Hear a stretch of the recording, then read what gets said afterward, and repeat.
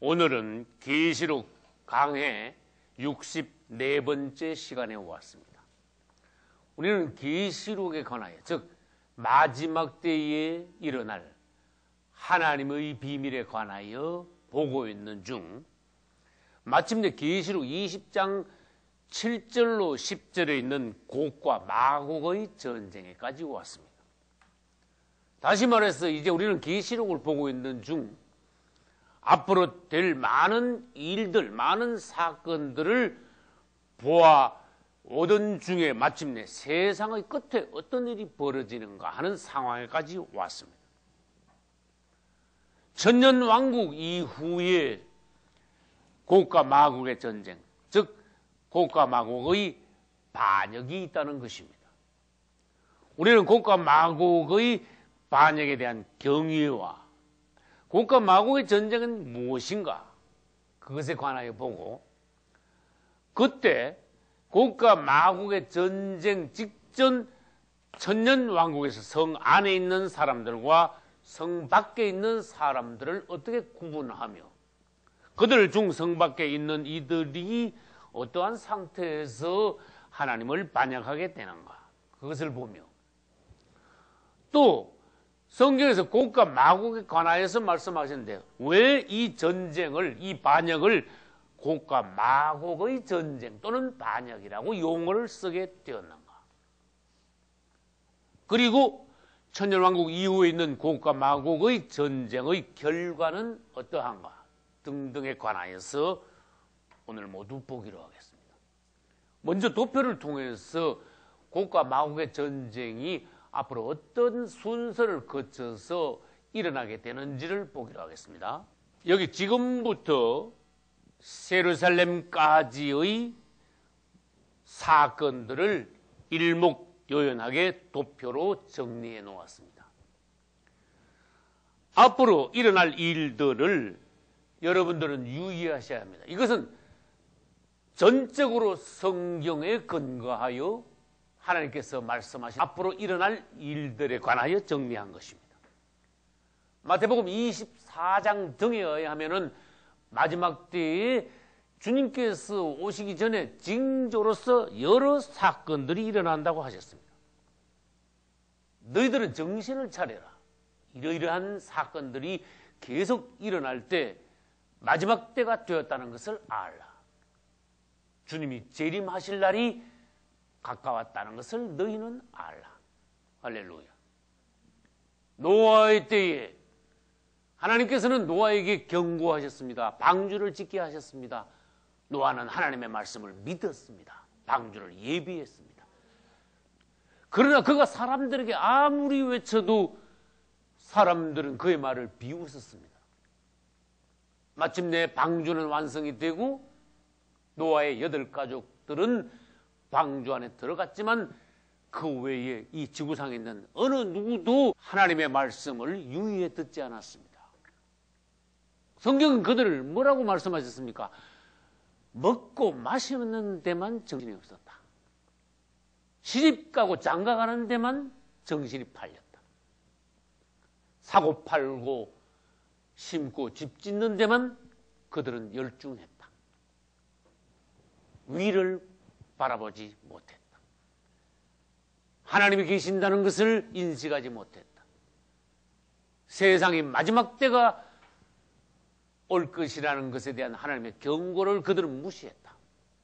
그러므로 노아의 8가족 외에는 다 죽어버렸다. 앞으로 주님께서 노아의 때와 된 것과 같이 인자의 때에도 그러하리라.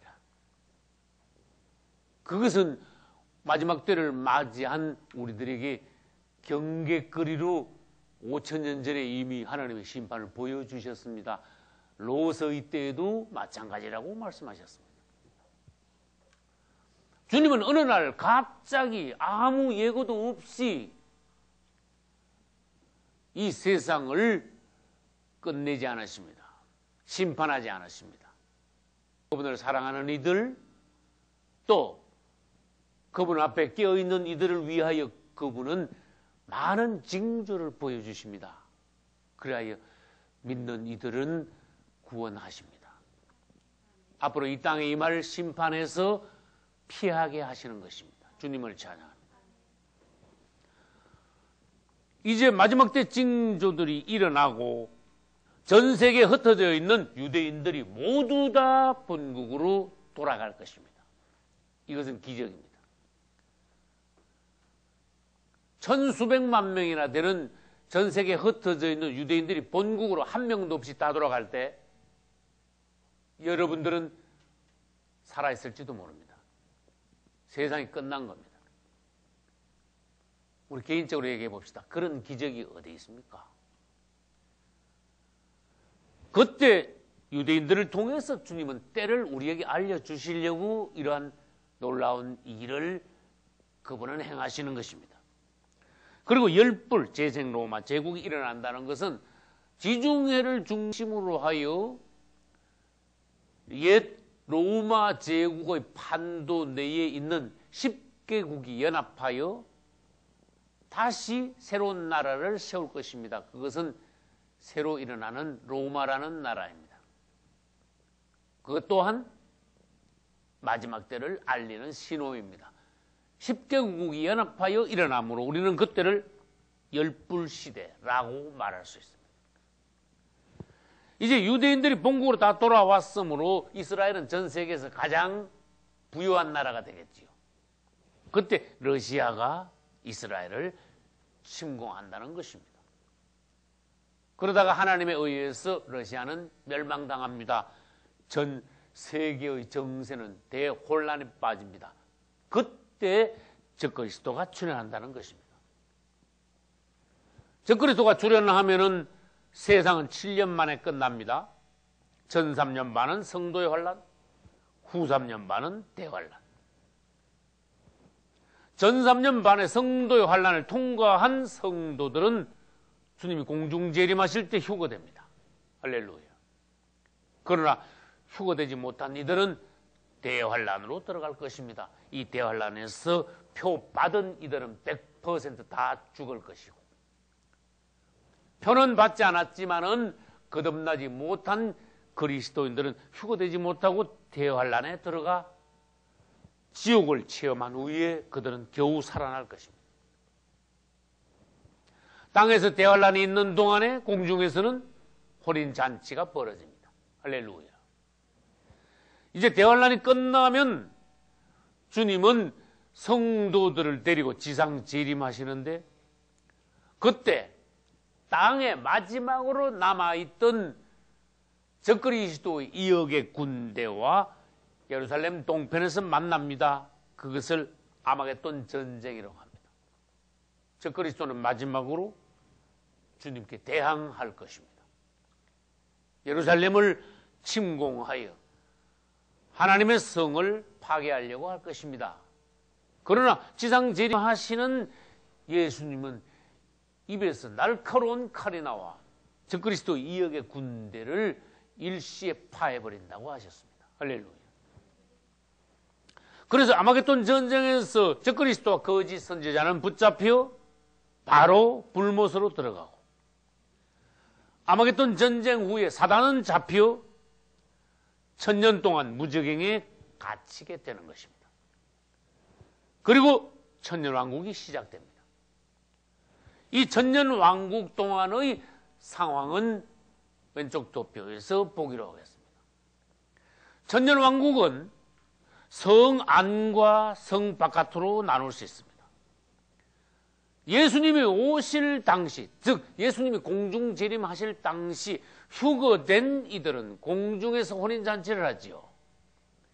이들은 예수님의 부활하신 몸과 똑같은 몸으로, 신령한 몸으로 바뀌었습니다. 예수님의 부활체와 같이. 할렐루야. 바뀌었으니까 공중으로 올라갈 수 있죠. 안 바뀌면 이 몸이 여러분 올라갈 수 있습니까?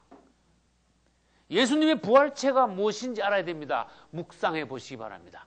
놀라우신 분입니다. 그분은 잡수십니다. 그분은 문을 닫아놔도 들어오십니다. 나가십니다. 예를 들어서 예루살렘에서 여기까지 1초 만에도 오십니다. 그분은 죽으실 수가 없습니다. 죽음을 이기고 다시 부활하신 분이시므로 그분의 부활체는 신령한 몸이 된 것입니다. 우리도 휴거될 때 예수님의 부활체하고 똑같이 변화되어 올라갑니다. 그래서 신랑과 신부가 똑같은 몸이 되어 공중에서 혼인잔치를 할 수 있다는 것입니다. 할렐루야. 이제 공중에 휴거되어 혼인잔치를 마친 이들은 예수님과 똑같이 부활체가 되었으므로 지상 재림하면 그들은 천년왕국의 성 안으로 들어갈 수 있다는 것입니다. 예수님하고 똑같아요.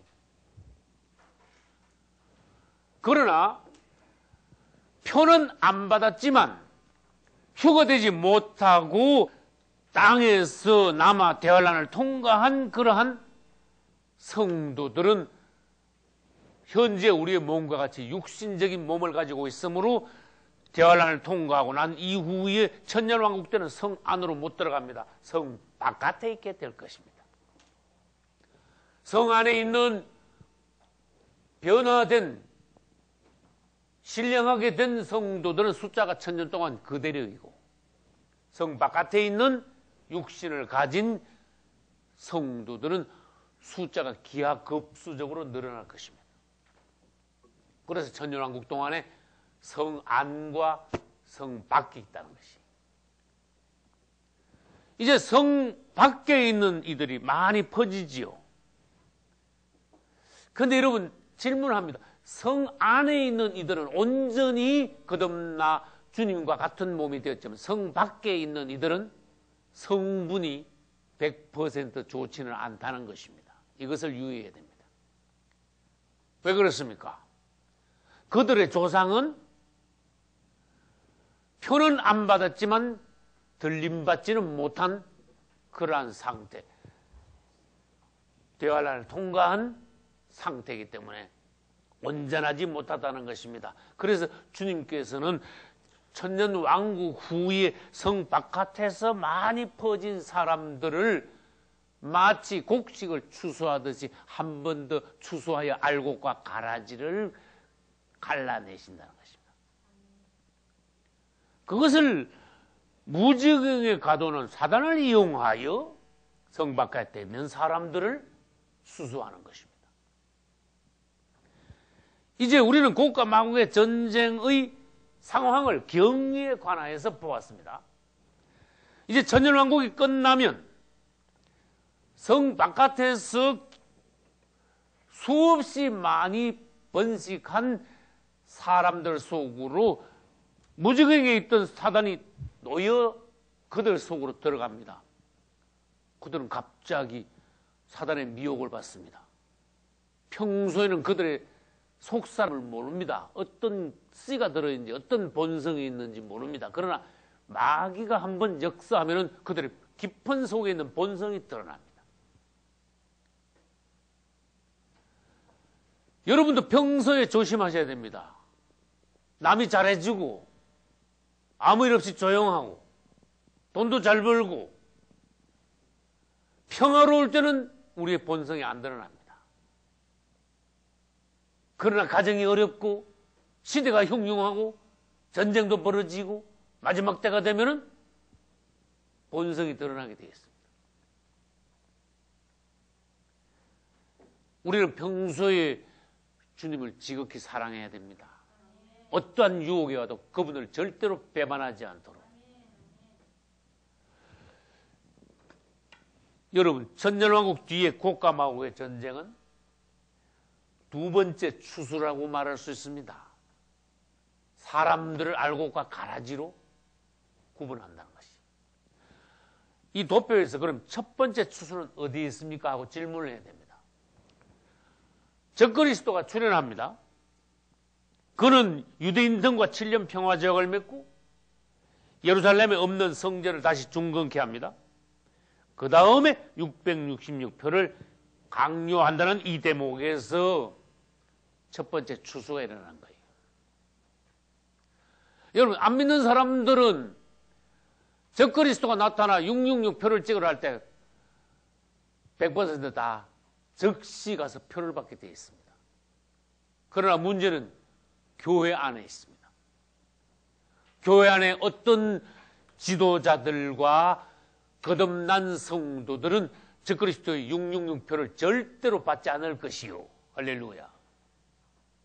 가짜 종들과 거듭나지 못한 성도들은 표를 받아 적그리스도에게 가서 붙을 것입니다. 그 다음에 중간에 어정쩡한 사람들이 있어요. 가족 중에 누가 마지막 때에 대한 비밀을 알고 주님을 사랑합니다.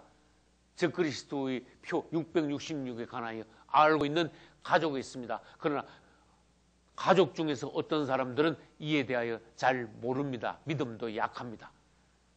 마지막 때가 되어 가족들 중에 누구는 표를 절대로 안 받지만 나머지 가족들 중에 표를 받으려는 사람이 있습니다. 그럼 절대로 못 받게 하겠지요.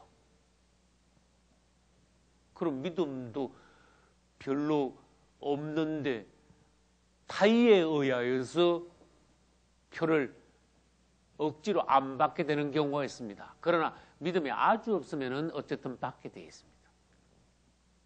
믿음이 어정쩡한 가운데 타의에 의하여서 표를 안 받게 되는 이들,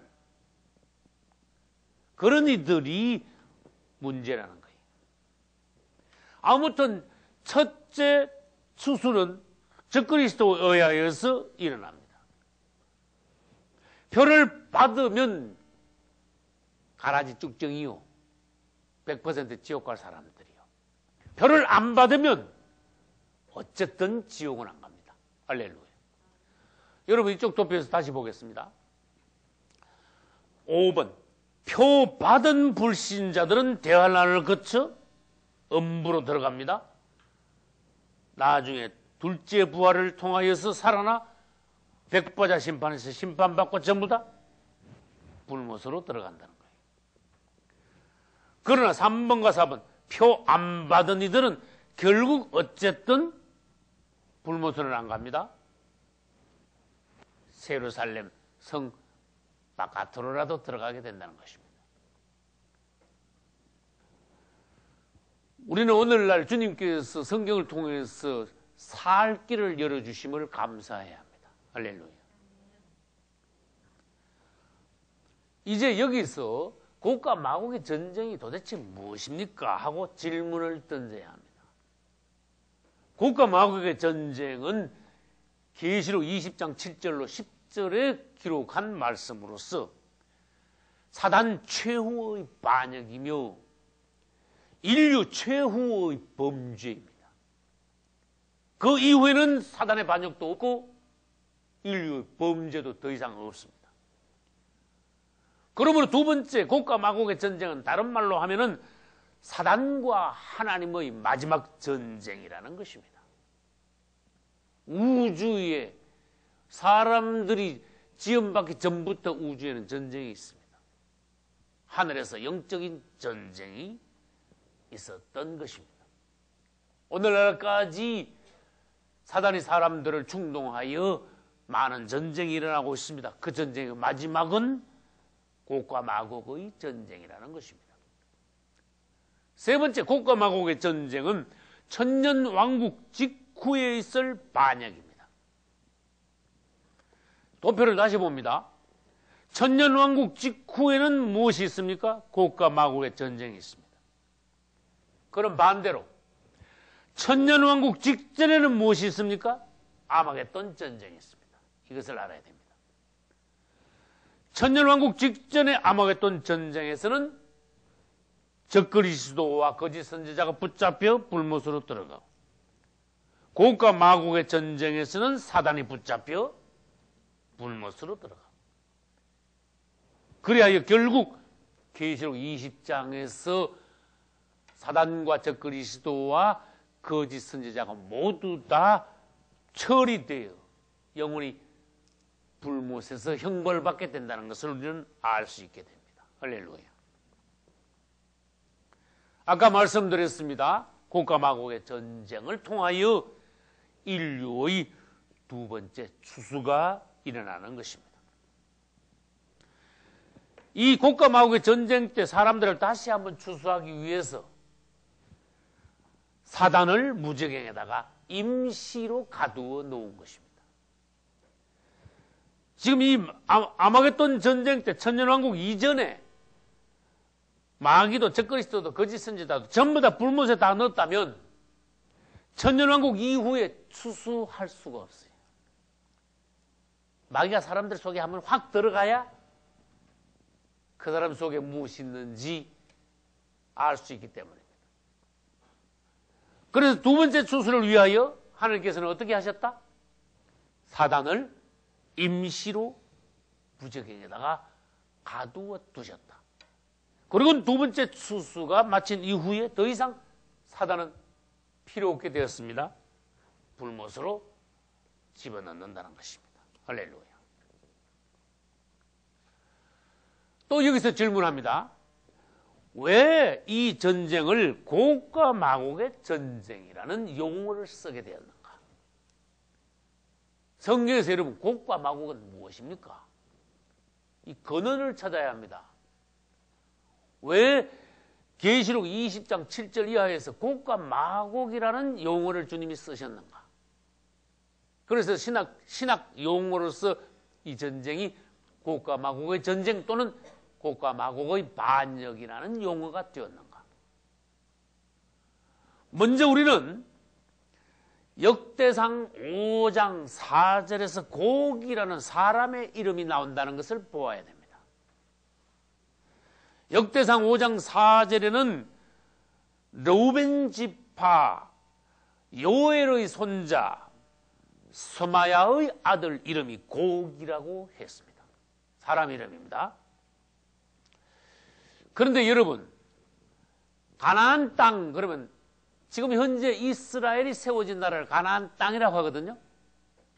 그런데 원래 가나안이라는 이름은 땅 이름이 아니고 사실은 사람 이름이에요. 노아의 후손 중에 가나안이 나왔어. 여러분 예를 들어 봅시다. 유대 땅. 그러면은 야곱의 네 번째 아들 유다의 후손들이 살고 있는 땅이에요. 성경은 특징은 무엇입니까? 사람의 이름이 나중에 가면 땅의 이름이 되더라.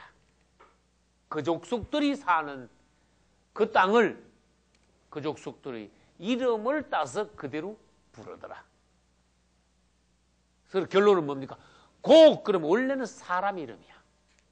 그러나 나중에 이 곡이 땅의 이름도 되고 그 곡의 후손들이 퍼지면 족속의 민족의 이름도 되더라. 그래서 여러분 역대상 5장 4절에 곡이라는 이름이 처음 나오는데 처음에는 한 사람 단수 사람의 이름이었습니다. 그런데 에스겔서 38장 2절에 가면 이제는 이 곡이라는 단어가 완전히 다른 이름이 됩니다. 메섹과 두발을 통치한 마곡 땅이라는 그 땅의 왕의 이름이 곡이라고 그랬어요. 마곡 왕, 다시 말해서 메섹과 두발 왕 고가 주님은 이렇게 불렀어요. 그럼 우리는 여기서 성경에서 자세하게 말하지 않은 사실을 알아내야 됩니다. 이 곡의 후손들이 퍼져서 점점점 이스라엘 북쪽으로 올라가다가 지금으로 말하면 메섹과 두발 땅, 즉 러시아 지방에 가서 정착하게 되어 그들을 곡의 족속 또 그들을 다스리는 왕의 이름을 곡왕 또 그들이 사는 땅을 곡의 땅이라고 부르게 되었구나 하는 것을 알아야 됩니다. 그 다음에 에스겔서 39장 1절로 6절에 가도 또 곡이라는 단어가 나옵니다. 38장 39장에는 이스라엘이 본국으로 돌아오고 난 이후에 곡이 즉 마곡 땅의 왕 곡이 이스라엘을 침공한다고 기록해 놓았습니다. 아까 설명드렸습니다. 적그리스도가 출현하기 직전입니다. 마곡 왕 곡이 다시 말해서 오늘날로 말하면 정확히 러시아입니다. 그 러시아가 곡의 후손들이 마곡 땅에 사는 그들이 이스라엘을 침공하다가 완전히 하나님에 의하여서 멸망당할 것을 성경은 정확하게 구체적으로 예언하고 계십니다. 그 다음에 오늘 천년왕국 이후의 곡과 마곡의 전쟁에서 주님께서는 계시록 20장 7절로 10절에서 곡과 마곡이라는 용어를 다시 사용하셨습니다. 이건 뭡니까? 그 당시에, 즉 곡과 마곡의 전쟁 당시에 그들이, 그 족속이, 그들의 후손들이 하나님을 반역하는데 앞장설 것이다. 반역을 주도할 것이다. 사단이 미혹하고 고거의 족속들이 인류를 주도하여서 하나님을 반역하게, 대적하게 될 것이라는 것입니다. 그 다음 곡과 마곡 하는데, 마곡은 무엇이냐? 창세기 10장 2절에 가면 마곡이라는 사람 이름이 처음 나옵니다. 노아의 아들, 세 아들 중에 야벳이라는 아들이 있습니다. 그 야벳이 난 아들 중에 마곡이라는 아들이 있습니다. 이들의 후손들도 역시 이스라엘에서 살다가 점점점 퍼져 북쪽으로 올라가는데, 아까 말씀드렸죠. 고국의 족속들이 살던 지방하고 마곡의 족속들이 사는 지방하고 나중에 가서 겹치게 되었어요. 그래서 결국은 곡과 마곡이 섞이게 되었습니다. 서로 결혼하여 누가 누군지 모르게 한 민족이 되었습니다.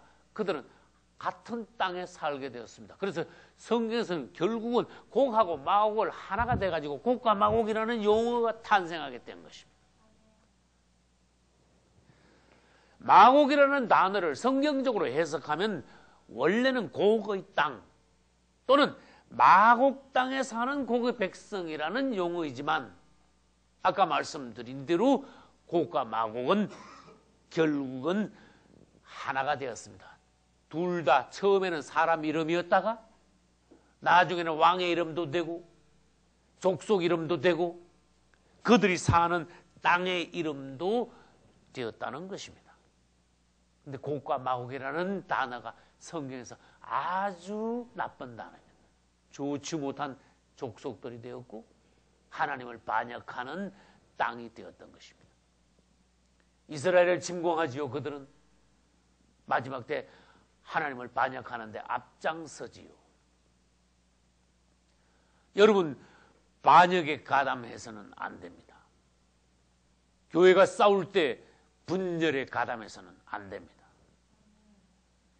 여러분, 친척과 친척 중에 명절 때 모이면 좋은 날이라 되는데 잘못하면 명절 때 모여서 싸움이 벌어집니다. 절대로 그런 싸움에 가담해서는 안 됩니다. 교회가 지금까지 많이 분열되었습니다.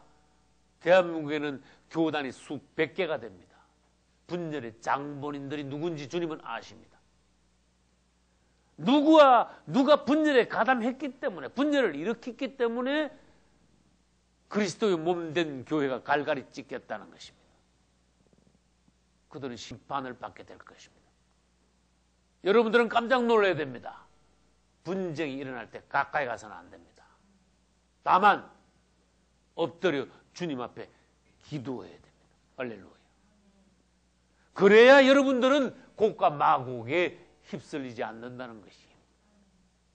반역에 가담하지 않게 된다는 것이에요. 여러분, 창세기에서 무엇이 일어났는가 하면 바벨론이 일어났어요. 그래서 이 바벨론은 마지막 때에 가면은 큰 성 바벨론이 됩니다. 이 큰 성 바벨론은 대환란 때 가면 철저히 심판받고 아주 망해버립니다. 바벨론이라는 이름은 주님께서 아주 싫어하는, 대단히 증오하는 이름입니다. 바벨론은 큰 성 바벨론이 됩니다. 창세기부터 시작하여 바벨론에서 우상이 일어나기 시작했습니다. 그곳 사람들이 하나님을 대적하는데 모든 인류 중에서 앞장을 섰습니다. 오늘날까지 큰 성 바벨론은 로마라는 이름으로, 즉 로마 제국과 로마 캐톨릭이라는 이름으로 하나님의 교회를 파괴하고 주의 종들을 죽이고 주님을 대적하는 대명사가 되었습니다. 그런데 성경에서 바벨론이라는 이름이 대단히 악한 이름이지만 그와 비슷하게 곡과 마곡이라는 이름이 마지막 때 가면은 악한 이름으로 등장하게 되는 것입니다. 우리는 그것을 조심해야 됩니다.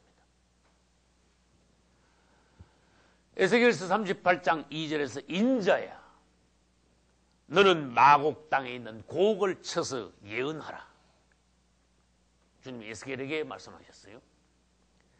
그리고 에스겔서 38장 16절에 가면은 구름이 땅에 덮임과 같이 곡이 내 백성 이스라엘을 치러 오리라. 여러분, 이스라엘을 치는 것은 하나님을 대적하는 겁니다.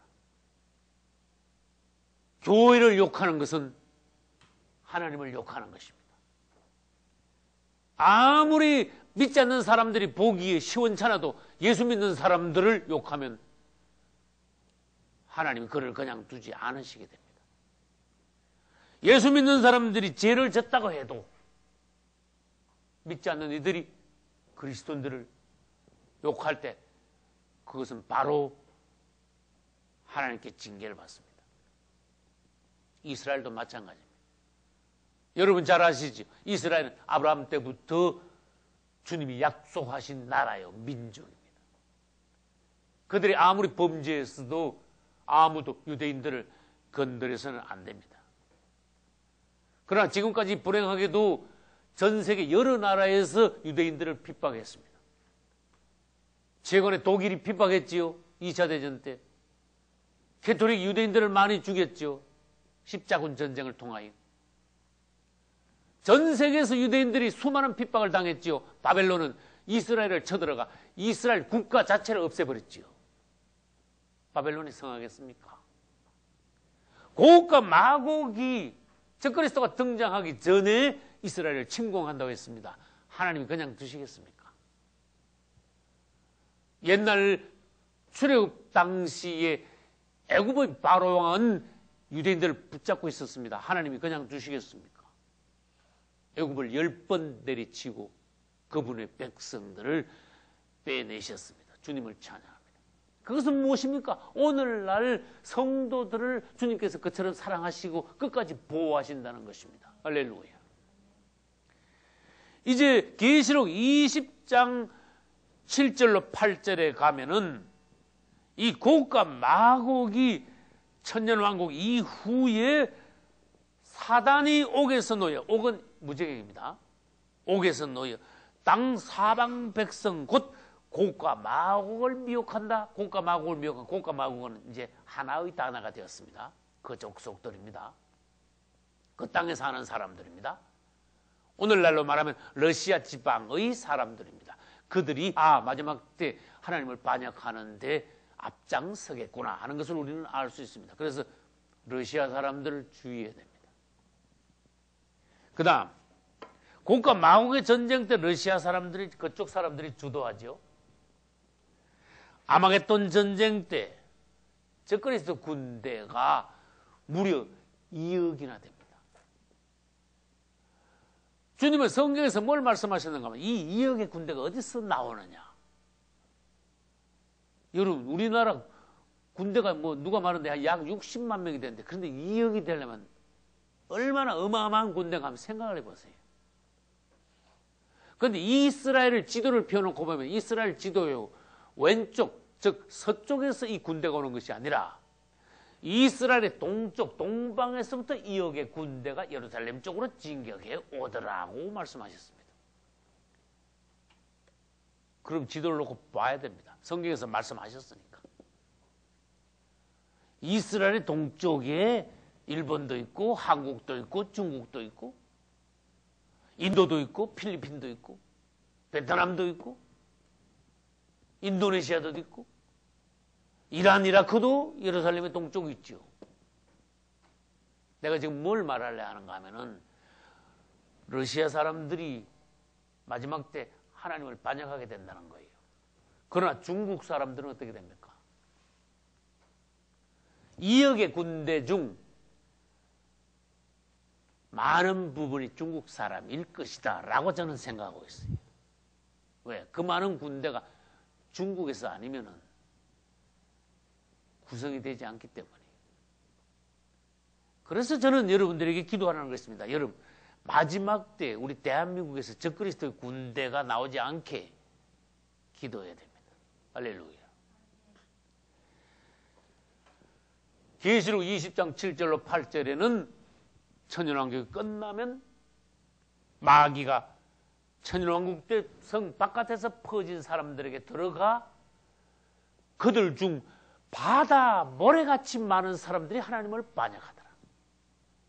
얼마나 불행합니까? 천년왕국 동안에 우리 예수님이 직접 이 땅에 오셔서 통치하셨습니다. 그때는 싸움이 없습니다. 미움이 없습니다. 병이 없습니다. 심지어 파리 모기도 없습니다. 바이러스도 없습니다. 감기도 안 걸립니다. 얼마나 놀라운 시대입니까? 땅에서 천국이 이루어지는 그러한 시대입니다. 얼마나 주님께 감사하고 찬송해야 됩니까? 그런데도 그때 퍼진 백성들이 하나님께 감사할 줄 모르고 바다모래같이 많은 수가 사단에 미혹되어 하나님을 반역하여 하나님의 성으로 쳐들어온다 그랬습니다. 이거는 사람들 속에는 끝까지 독한 것이 있구나. 반역의 기질이 있구나. 주님은 끝까지 사람들을 그냥 천국으로 데려가지 않으시고 수술을 또 하시는구나. 우리는 절대로 주님을 배반해서는 안 되겠다. 나의 생명을 걸어놓고 주님 앞에 내 자신을 완전히 드리고 주님께 부탁해야 됩니다. 주여, 내 생명을 책임지소서. 나 자신을 주님께 드립니다. 우리와 우리 가족과 우리 교회를 주여 구원하소서. 불쌍히 여기소서. 주님께서 우리를 구원하실 줄로 믿습니다. 마지막으로 이 고국과 마곡의 전쟁이 일어나는데 그 결과는 어떻게 될까?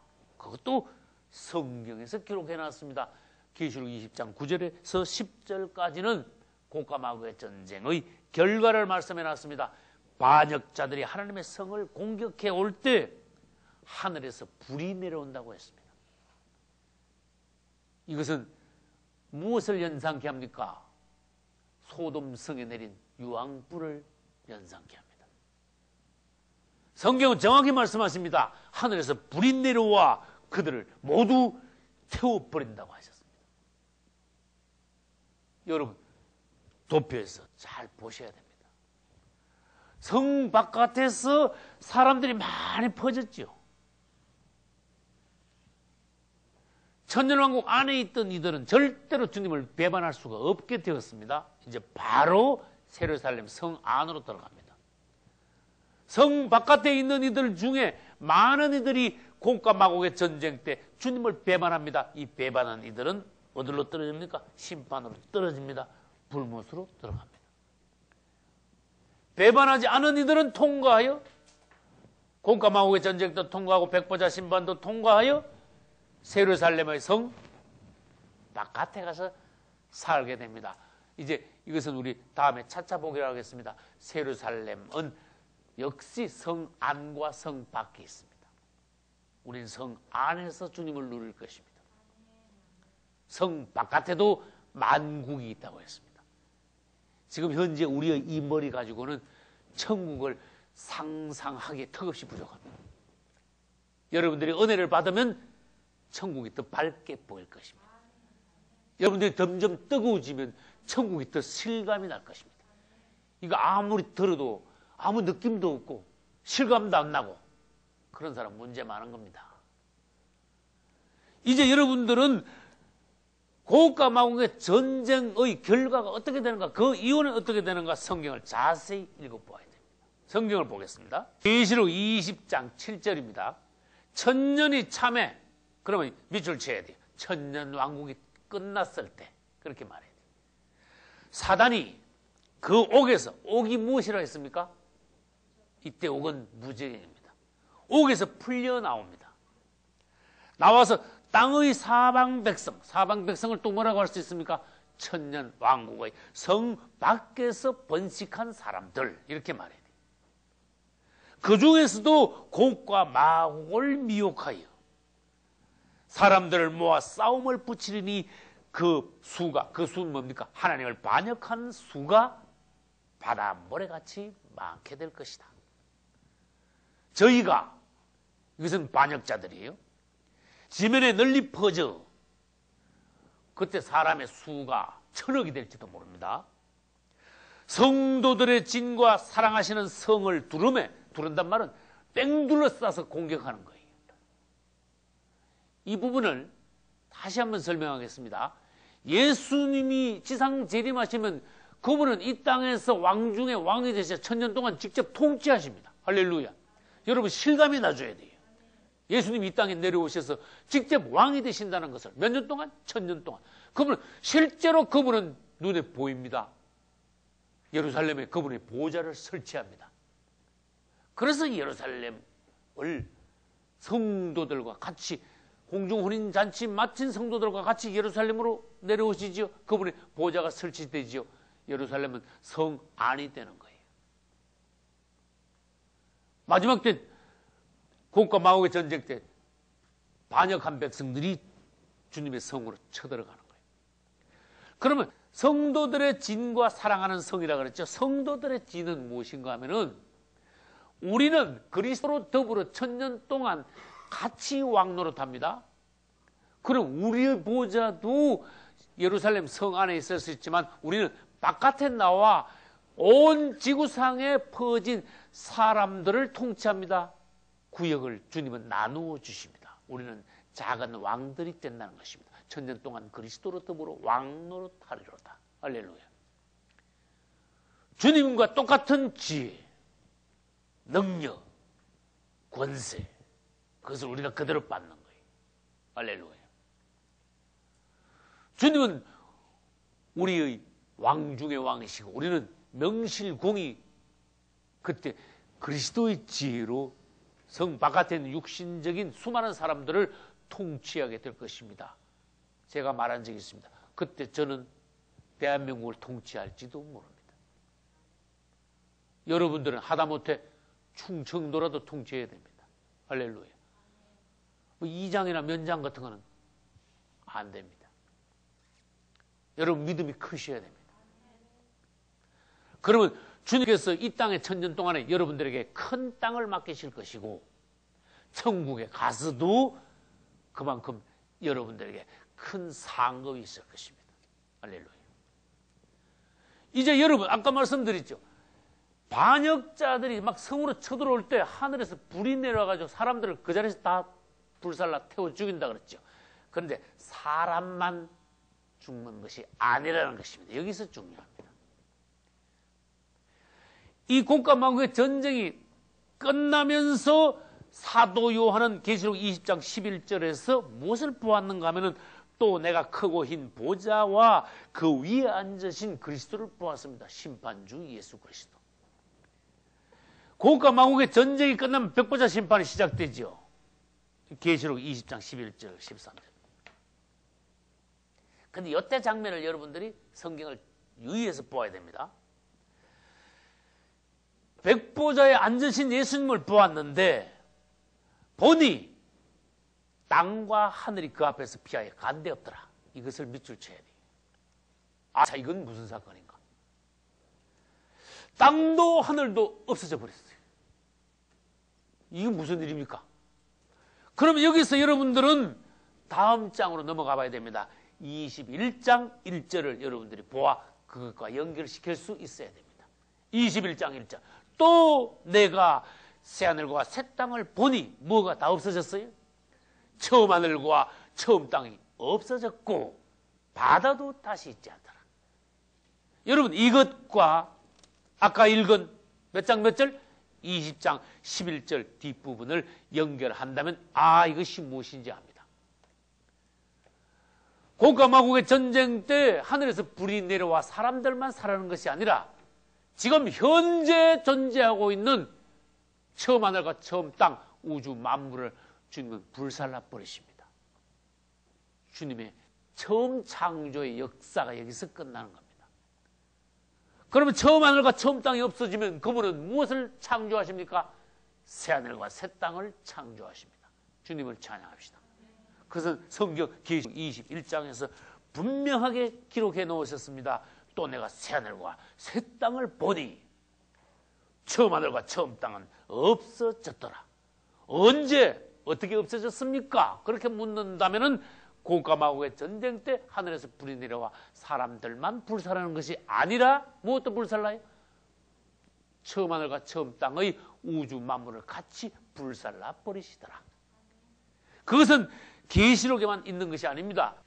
베드로후서 3장 8절부터 시작하여 13절까지 여러분들은 유의하여 고가마고의 전쟁 때 처음 하늘과 처음 땅이 없어지는 것과 이것을 연결하여 볼 수 있어야 합니다. 386페이지입니다. 베드로후서 3장 8절. 사랑하는 자들아, 주께는 하루가 천년 같고 천년이 하루 같은 이 한 가지를 잊지 말라. 9절. 주의 약속은 어떤 이의 더디다고 생각하는 것 같이 더딘 것이 아니라 오직 너희를 대하여 오래 참으사 아무도 멸망치 않고 다 회개하기에 이르기를 원하시느니라. 10절. 그러나 주의 날이 도적같이 오리니 그날에는 하늘이 큰 소리로 떠나가고 밑줄 쳐요. 처음 하늘이 없어진 거예요. 지금 하늘이 큰 소리로 떠나갔습니다. 체질이 뜨거운 불에 풀어지고, 이때 체질이라는 단어가 사람의 몸이 아닙니다. 우주 만물을 말합니다. 모든 우주의 원소들을 말합니다. 우주 만물이 뜨거운 불에 풀어지고 녹아지고 땅과 그 중에 있는 모든 일이 드러나리로다. 이 모든 것이 이렇게 풀어지리니 너희가 어떠한 사람이 되어야 마땅하뇨? 거룩한 행실과 경건함으로 하나님의 날이 이르기를 바라고 간절히 사모하라. 그리고 다시 설명합니다. 12절 중간에 그날에 하늘이 불에 타고 처음 하늘이 없어집니다. 그 다음에 풀어지고 체질이 뜨거운 불에 녹아지려니와 우주 만물, 이때 땅도 같이 녹아지려니와 우리는 그의 약속대로 의에 거하는 바. 그 다음에 무슨 단어가 나옵니까? 새하늘과 새 땅이 다시 나옵니다. 처음 하늘과 처음 땅이 없어졌으므로 우리는 그의 약속대로 새하늘과 새 땅을 바라보도다. 주님을 찬양합니다. 여러분, 이 새하늘과 새 땅이라는 단어는 베드로후서에만 있는 것이 아닙니다.